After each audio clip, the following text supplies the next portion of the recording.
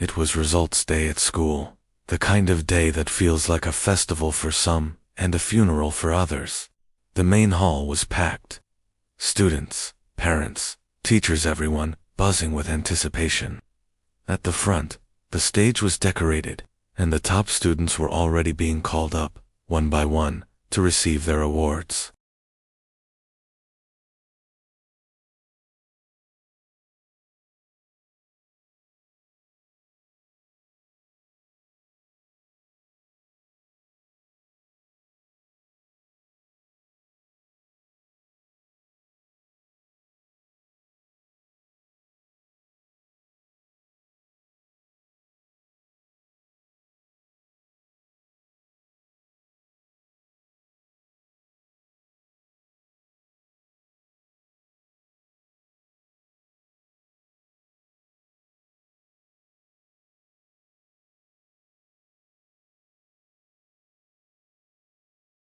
Well, they were consistently at the bottom. He wasn't just an average student. He was labeled a weak student. Teachers would sigh when they called his name. Some had tried to help him, giving him extra attention, but nothing seemed to stick. His test scores were a constant stream of C's and D's. Eventually, most just gave up. They saw him as a lost cause, someone who just wasn't cut out for academics. His classmates didn't bully him, but they didn't really include him either. He was just there, an invisible fixture in the last row. Even his parents, who were kind people, had lowered their expectations. They just hoped he'd manage to pass and get through school without too much trouble. So, on this results day, as the names of the top performers were being announced, no one paid any attention to Leo. He was slouched in his chair in the last row, his head down, just waiting for it all to be over. The principal was on stage, a list in her hand. "And now," she announced, her voice booming through the microphone, "for the most prestigious award of the year, the award for the most improved student, the one who has shown the most remarkable growth and dedication." A hush fell over the crowd. This was a special award, not just about being the smartest, but about working the hardest. Everyone craned their necks, whispering guesses. Maybe it was Sarah, who pulled her math grade up from a B to an A. Or maybe it was Mark, who finally passed his history exams. The principal smiled, letting the suspense build. This year, the award goes to a student who has made a truly astonishing leap. A student who proves that with quiet determination, anything is possible. She took a deep breath. The award goes to Leo. For a second, there was dead silence. The entire hall froze. Did she say, Leo? The Leo from the last row. It couldn't be. People started looking around, confused. Whispers turned into murmurs. Leo. Our Leo. Is there another Leo? Even the teachers on stage looked baffled. But the principal was looking directly at the back of the hall. Leo, please come up to the stage.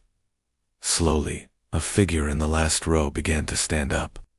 It was him, Leo. His face was pale, and he looked as shocked as everyone else. He started walking down the aisle, every eye in the hall fixed on him. The journey from the last row to the stage felt like miles. With each step, the murmuring grew louder. This was the boy who never got anything right. The boy everyone had written off. What was happening? As Leo reached the stage and hesitantly took the award, the principal put a hand on his shoulder. "I know many of you are surprised," she said, addressing the audience. "Leo has been quiet about his efforts. He hasn't sought attention, but for the past year, he has been staying back after school every single day. Not for detention, but to study in the library. He has been borrowing books, rewatching recorded lectures, and working through problems on his own." She then revealed the details. Leo had approached his math teacher at the beginning of the year, admitting he felt lost. The teacher, seeing a flicker of sincerity, had given him a basic study plan, but what Leo did with it was extraordinary. He didn't just follow it, he lived it. He broke down every subject into tiny, manageable pieces. He spent hours each night, not just memorizing, but truly understanding the concepts. He filled notebooks with practice questions, his own notes, and mind maps. He did all of this in silence, without telling a single soul. The results weren't immediate. His first few test scores were still low, and he felt discouraged. But he didn't stop. He kept pushing, kept refining his methods. Slowly, his grades started to creep up, from a D to a C-, then a C, then a C. Because his starting point was so low, these small improvements went unnoticed by most. He was still in the bottom half of the class, but he was climbing. The final exams were where the real shock came.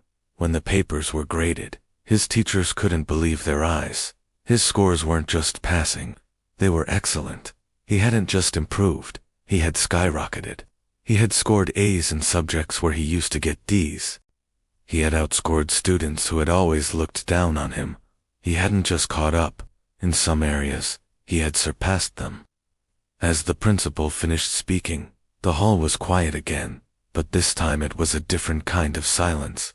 It was a silence of awe and respect. Then, one person started clapping, then another, and another. Soon, the entire hall erupted in a thunderous applause, louder than it had been for any of the top students. It wasn't just polite clapping. It was a genuine, heartfelt ovation for the boy from the last row.